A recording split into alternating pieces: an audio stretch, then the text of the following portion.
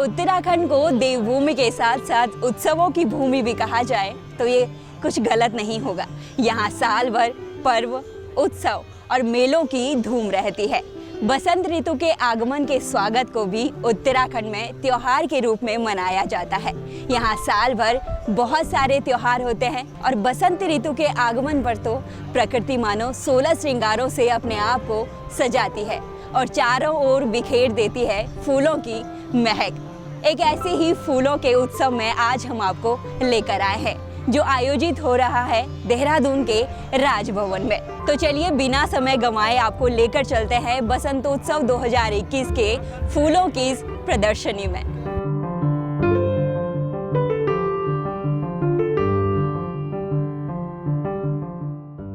राज्यपाल बेबी रानी मौर्य के द्वारा राजभवन देहरादून में वसंतोत्सव का शुभारंभ किया गया, जिसके अंतर्गत 2 दिवसीय पुष्प प्रदर्शनी लगाई गई है।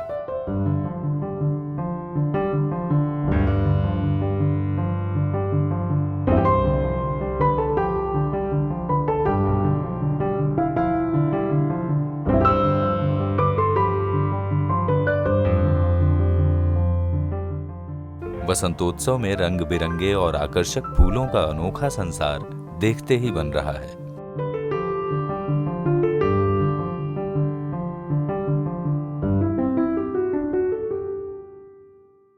तेरह मार्च की सुबह राज्यपाल ने गुब्बारे उड़ाकर और केक काटकर पुष्प प्रदर्शनी का उद्घाटन किया। इस केक को फूलों से ही तैयार किया गया था। इस अवसर पर जिला स्तरीय डाक प्रदर्शनी का भी आयोजन किया गया है और एपिस सेरेना प्रजाति की मधुमक्खियों पर डाक टिकट का विमोचन भी किया गया। बसंतोत्सव 2021 के इस कार्यक्रम में जिला स्तरीय डाक टिकट प्रदर्शनी का भी आयोजन किया जा रहा है। तो चलिए देखते हैं क्या कुछ खास है इस प्रदर्शनी में।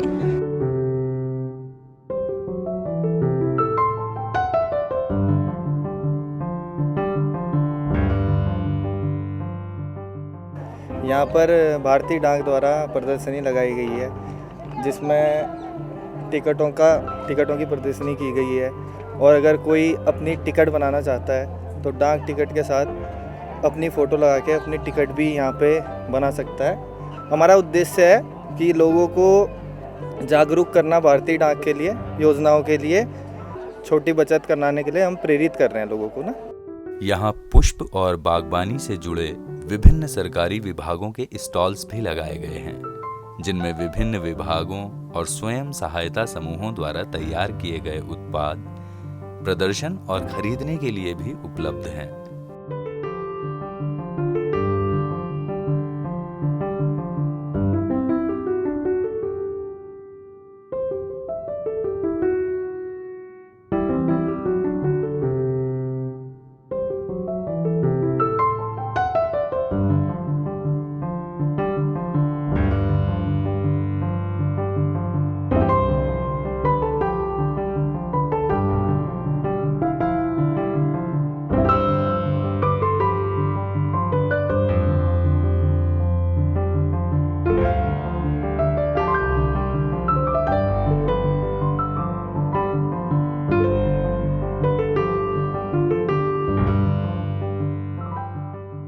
आप लोग स्वयं भी मेरे साथ थे, देख रहे हैं अनेक प्रकार के अनेक प्रजातियों के फूल, बॉन्साई, और हम कैसे प्रकृति से जुड़ें, कैसे नेचर से जुड़ें, इसका संदेश देती हुई कुछ फूलों से डेकोरेट करके वो लगाई हैं, फोटोग्राफ कहिए या झांकियाँ। तो सबसे बड़ा इसका उद्देश्य यही है कि हमें प्रकृति से प्यार करना सीखना चाहिए। इससे हमारा पर्यावरण भी अच्छा रहेगा, वायु शुद्ध रहेगी तो हमारा स्वास्थ्य भी अच्छा रहेगा। इसके साथ साथ जो हमारे अन्नदाता हैं, जो हमारे किसान हैं, उनकी आमदनी भी कैसे दुगनी हो, इस बात को भी यहाँ प्रमोट किया जाता है। इस साल स्कूली बच्चों और आम लोगों को इस भव्य पुष्प प्रदर्शनी में निःशुल्क प्रवेश दिया जाएगा। प्रदर्शनी 14 मार्च को भी सुबह 9:30 बजे से शाम 6 बजे तक आम जन के लिए खुली रहेगी।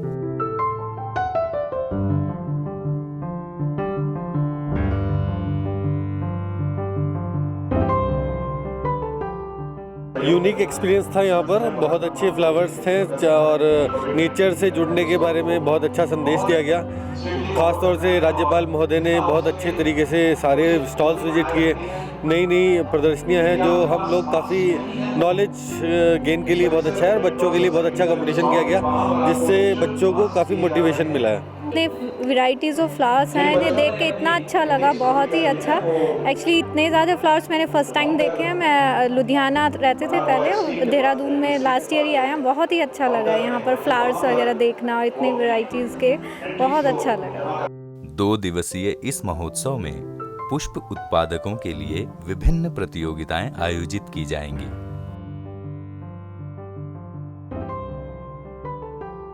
कहीं गुलाब तो कहीं गुड़हल तो कहीं महकते हुए खूब सारे फूल। ये अनूठा संगम देखने को मिल रहा है बसंतोत्सव 2021 में, जो लगा हुआ है देहरादून के राजभवन में। अभी हमारे साथ फूल उत्पादक बहुत सारे मौजूद हैं, तो चलिए उन्हीं से जानते हैं कि कहाँ से आए हैं और फूलों के कितनी सारी वैरायटी उनके पास है। मैं बता दूं कि जो आजकल सबसे खूबसूरत फूल हैं, ये रेननकुलस है, ये गुडेसिया है, ये सिनेरेरिया है, ये डेलिया है, पिटूनिया है, डायंथस। बहुत सारे फूल जो है अभी इस समय खिलते हैं। तो इसको ध्यान में रखते हुए महामहिम राज्यपाल जी ने हम लोगों को ये सौभाग्य प्रदान किया है कि यहाँ पर अपना पुष्पों का प्रदर्शन करें। तो ये प्रतिवर्ष की भांति इस वर्ष भी बहुत अच्छा कार्यक्रम चल रहा है। 12 से 18 वर्ष के स्कूली बच्चों के लिए चित्रकला प्रतियोगिता भी इस महोत्सव में आयोजित की गई है।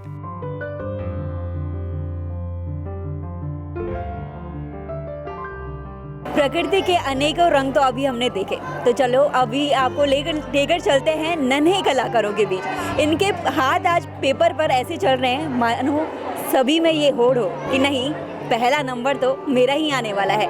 तो चलिए देखते हैं क्या कुछ ये अपनी कलम से पेपर पर बनाने जा रहे हैं। हेलो बेटा, क्या बना रहे हो आप ये? मैं राम मंदिर, जैसे कि आप यहाँ देख सकते हैं, राम मंदिर जन्मभूमि अयोध्या।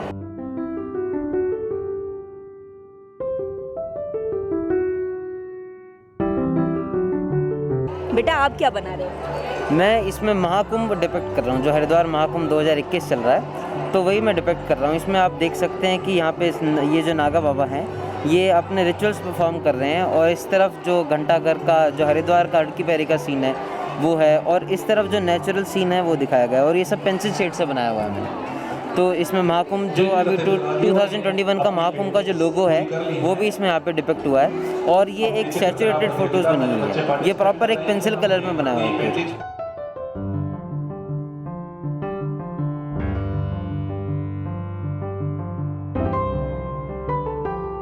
बेटा क्या बना रहे हो आप? मैम मैं एक तरफ कोविड-19 को एक तरफ से प्रोड्यूस कर रही हूँ, और एक तरफ फूलों की तरह से उनको एक तरीके से दूर करने का एक चीज़ बता रही हूँ।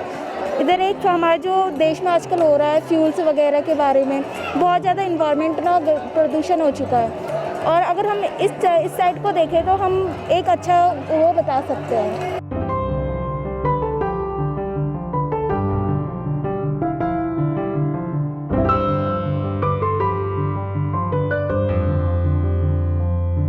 बेटा क्या बना रहे हो आप? शिव, और इनके पृथ्वी के ऊपर शिव है, और इनके गंगा निकलेंगी, और कुंभ के ऊपर बना रहा हूँ। और जो कुंभ है उसको हम स्वच्छ कैसे रखें, उसके ऊपर मेरा मेन टॉपिक है। और यहाँ पे मैं शहर को स्वच्छ करते हुए दिखाऊंगा। यहाँ पे मैं कुंभ की स्वच्छता को ध्यान दूंगा। जो शिव को ज़्यादा मेन रखता है वो कुंभ है। कुंभ को हमें स्वच्छ रखना चाहिए, क्योंकि आजकल ज़्यादा चल रहा है कुंभ, और मैं इसी के ऊपर ज़्यादा टॉपिक पर ध्यान दूँगा।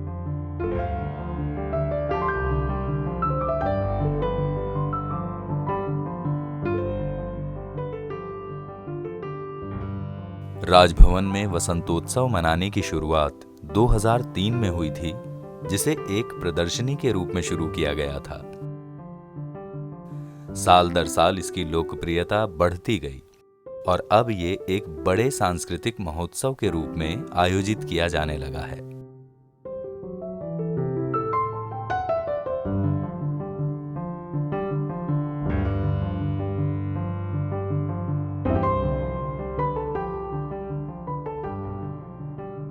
हम लोग देहरादून 40 सालों से रह रहे हैं, और लगभग 20 साल से तो हम ये देख ही रहे हैं यहाँ का ये बसंत उत्सव बड़ा ही हृदय लोभावक हो जाता है, मन आनंदित हो जाता है।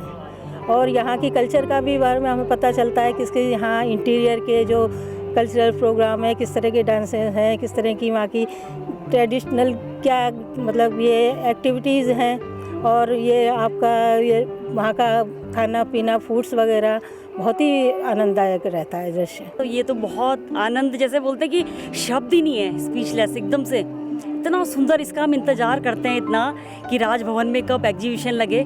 और जैसे कि मैं और विमला ने की, हम कलाकार भी हैं उत्तराखंड के, तो हमें बहुत अच्छा लग रहा है, इतना आनंद। और कोविड के बाद तो मैडम बहुत ही अच्छा लग रहा है, क्योंकि इतना परेशानी और सबकी ज़िंदगी में इतना नीरसपन सूनापन आ गया था कि इन सब फूलों की तरह मैं आज सबके फेसेस देख रही हूँ, उन फूलों की तरह सब महक रहे हैं और यहाँ से जाने का मन ही नहीं कर रहा है और इतना अच्छा लग रहा है, मैं आपको बता ही नहीं सकती हूँ।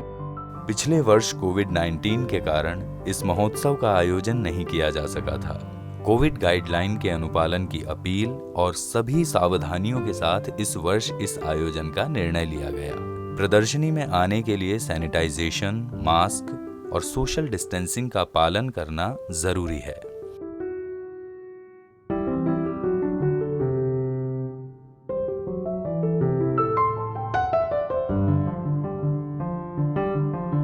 बहुत ही सुंदर है, बहुत ही अच्छा है। हम लोग तो हर साल देखने आते हैं। इतने अच्छे फ्लावर्स हैं और कृषि से संबंधित बहुत जानकारियाँ हैं, तो बहुत ही सुंदर जो है दृश्य है। आज तो राजभवन में आके ऐसा आनंद हो रहा है कि मतलब हम फूलों के बीच कहाँ आ गए हैं, मन ही नहीं कर रहा यहाँ से जाने का। तो भंडारी मैम कह रही कि यार चलो घर चलते हैं। मैंने कहा नहीं यार, मुझे देखना है।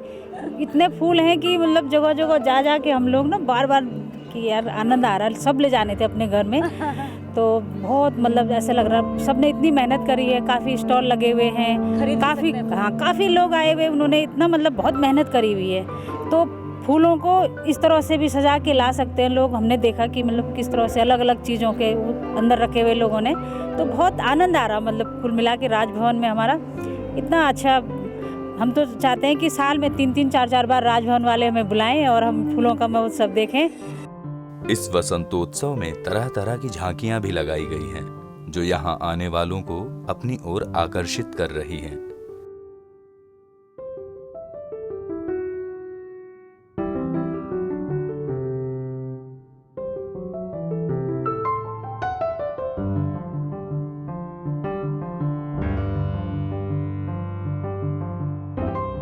बसंत ऋतु के आगाज पर जो कार्यक्रम यहाँ पर आयोजित किया जा रहा है, उसमें फूलों की प्रदर्शनी के साथ साथ बहुत सारे स्टॉल आपको देखने को मिलेंगे। तो चलिए देखते हैं कि उत्तराखंड राज्य के कौन कौन से जिलों से लोग यहाँ पर आए हैं और जिलों की कौन सी खुशबू वो अपने साथ लेकर आए हैं।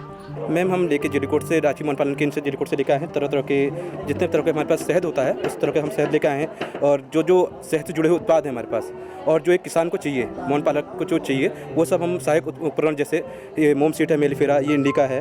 और देखिए जैसे कि हम उत्पाद लेके आए हुए हैं, ये है कहते हैं मोम सीट मेलिफेरा।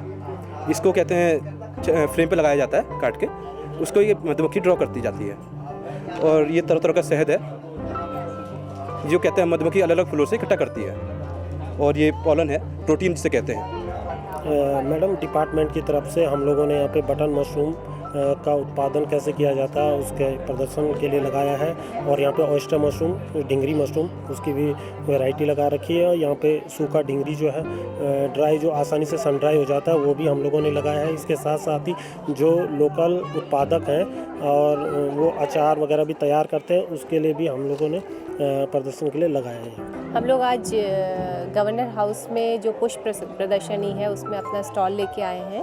उसमें जो यहाँ पर कृषक लोग होते हैं उनके लिए हम लोग जो हमारे फार्म पे इस समय कृषि विज्ञान केंद्र डकरानी में जो नई तकनीकें में जो हमने सब्जियाँ लगाई हुई हैं, उसके उत्पाद डिस्प्ले के लिए लाए हुए हैं कि उनको हम दिखा पाएँ कि हमारे पास ये उत्पाद हैं जो हमारे फार्म पर हो रहे हैं। उसमें जैसे कैबेज है, कॉलीफ्लावर है, अनियन है, उसके अलावा टोमेटो है और अरबी है, जिंजर है। तो ये सब चीज़ें हम लोग जस्ट उनको शोकेस करने के लिए लेके आए हैं।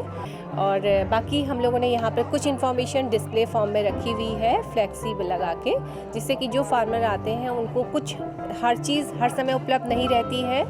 तो हम कुछ चीज़ें उनको पिक्चर्स के या जो हमारे बैनर्स हैं, फ्लैक्सीज हैं, उनके ज़रिए हम लोग उनको इन्फॉर्मेशन यहाँ पर डिस्प्ले करते हैं। ये हमारे वहाँ पर जो उत्पादन होते हैं ये जैविक चाय के नाम से होते हैं। इसको उत्तराखंड चाय के ब्रांड पर इसको बेचा जाता है और इसमें अलग 3 ग्रेड की चाय बनाई जाती है, first, second, third. First grade में टिप्स वाली, सेकंड में लीफ और थर्ड जो ब्रोकन होती है। फर्स्ट को हम STG FOP, सेकंड को TG FOP और थर्ड को BOP के नाम से भी। इसमें विशेषता ये है कि ये हाई एलिवेशन की चाय है, फ्लेवर युक्त चाय है और इसका टेस्ट जो है, फ्लेवर जो है बहुत अच्छी रहता है। इसमें अनेक प्रकार की जो बीमारियां हमारे पास रहती हैं, एंटीऑक्सीडेंट की मात्रा इसमें ज़्यादा रहती है जो बीमारियों को दूर करती है। इस पुष्प प्रदर्शनी में जड़ी बूटियों के प्रोत्साहन पर भी जोर दिया गया है।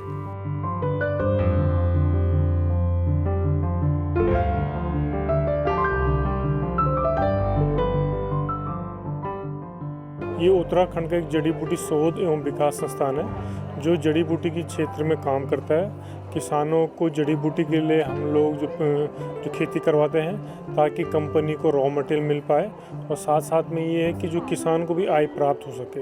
हमारे क्षेत्र में जड़ी बूटी विभिन्न भौगोलिक परिस्थिति के अनुरूप ही होती है और हाई एल्टीट्यूड की जितने भी जड़ी बूटी हिमालय क्षेत्र की, तो ये बहुत ज़्यादा दिव्य प्रकार की जड़ी बूटी हैं।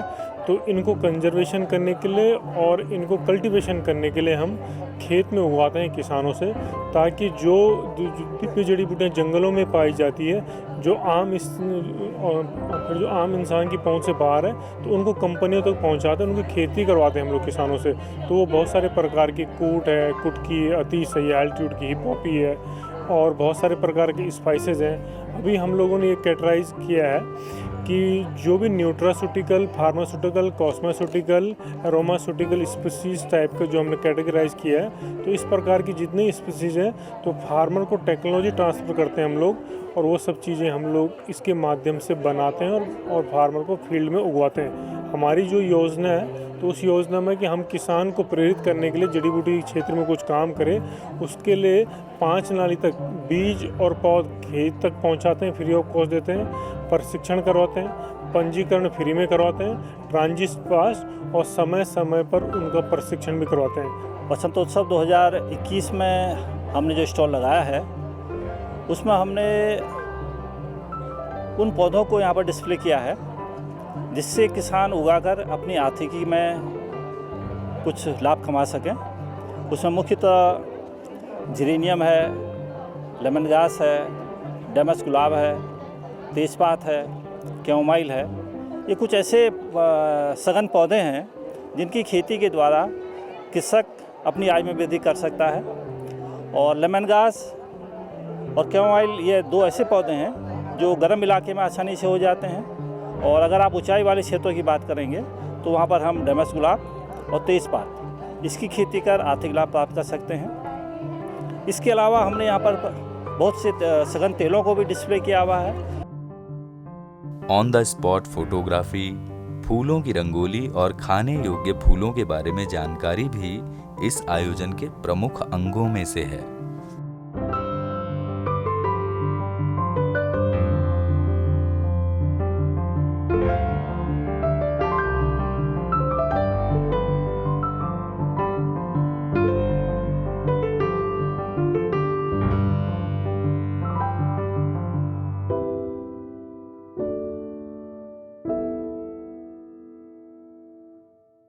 चित्रकारी के अभी बहुत सारे रंग अभी हमने आपको दिखाए, लेकिन उसके अलावा फूलों से किस तरह की कलाकारी की जा सकती है वो अब हम आपको दिखाते हैं। ये क्या बना रहे हो आप? ये मैं सेब ट्री पे बना रही हूँ और ये फूल की रंगोली है। और क्या मैसेज देना चाहेंगे आप? यही कि इन्वायरमेंट को बचाने के लिए हमें पेड़ों को बचाना चाहिए ताकि इन्वायरमेंट हमारा बचा रहे और इसीलिए सेब ट्री का मैसेज दे रही हूँ।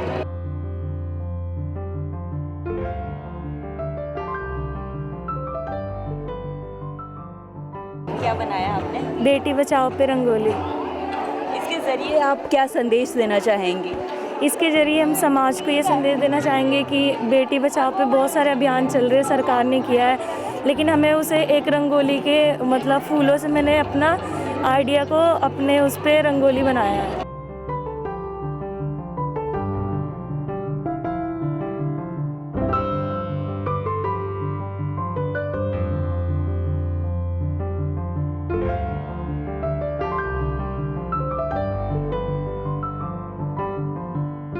बताना किस तरीके से ये बनाया है आपने, इसके बारे में कुछ बताएं। सोशल डिस्टेंसिंग के बारे में बताया मैंने कि सोशल डिस्टेंसिंग बहुत रखना ज़रूरी है। अगर हम नहीं रखेंगे तो हम स्वास्थ्य हमारा सही नहीं रहेगा और हम कोरोना से ग्रस्त हो जाएंगे मैम। इसी के उपलक्ष्य में हमने ये सोशल डिस्टेंसिंग के उपलक्ष्य में हमने ये बनाया है कोरोना वायरस के, कि हम लोग सावधान रहें और सुरक्षित रहें।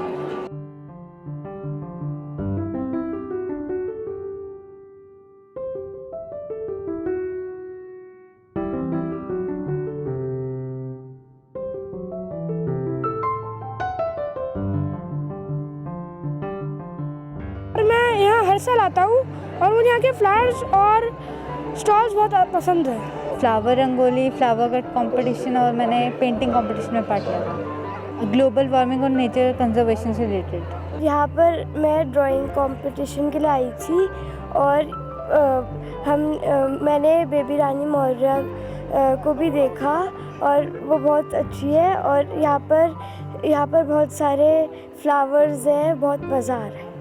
मैंने सनसेट ड्राइंग की है जिसमें मैंने दो डॉल्फिन्स बनाई है और पीछे कोकोनट ट्रीज़ दिखाए हैं और सनसेट व्यू दिखाया है। और टॉपिक हमारा नेचर या कोई फेस्टिवल था। आज एज अ पेरेंट मुझे गवर्नर हाउस में आने का अवसर प्राप्त हुआ और यहाँ आकर ऐसा महसूस हो रहा है कि देखो हमारी प्रकृति में क्या क्या रंग हैं जिनसे कि पूरी प्रकृति भरी हुई है और वो सारा यहाँ पर कोलेटरल हो गए जो गवर्नर हाउस में हमारे शो कर रहा है। सारा आनंद ही आनंद आ रहा है चारों तरफ। वसंतोत्सव के उद्घाटन के इस मौके पर पर्यटन व संस्कृति मंत्री सतपाल महाराज, कैबिनेट मंत्री सुबोध उनियाल और डाक विभाग की सीपीएम अंजलि आनंद भी मौजूद थे। इस महोत्सव में विभिन्न सांस्कृतिक कार्यक्रमों की भी प्रस्तुति की जा रही है। इस आयोजन में इंडियन आर्मी, आईटीबीपी और पीएससी बैंड भी मुख्य आकर्षण रहेंगे।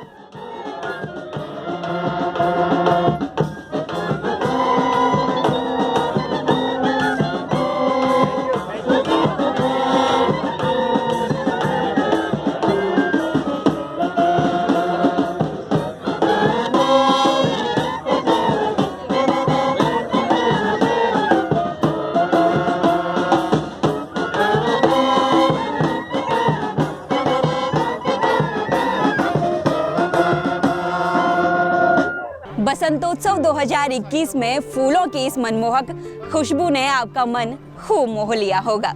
इसके अलावा बच्चों की जो यहाँ पर कलाकारी देखने को मिली वो वाकई काबिले तारीफ थी। इसके अलावा ये भी आपको बताते चले कि जो फूल उत्पादक हैं और जो बच्चे हैं उनके लिए प्रतियोगिताओं का भी आयोजन यहाँ पे किया जा रहा है और साथ ही वृंदावन की होली भी इस बसंतोत्सव 2021 में देखने को मिली। तो फूलों की फुलवारी तो यहाँ पर लगी है, लेकिन देवभूमि है ये और प्रकृति के खूब सारे रंग यहाँ जगह जगह बिखरे रहते हैं। उम्मीद करते हैं आज का ये कार्यक्रम आपको पसंद आया होगा। जल्द मुलाकात होगी, तब तक के लिए दूरदर्शन उत्तराखंड की पूरी टीम को दीजिए इजाजत। नमस्कार।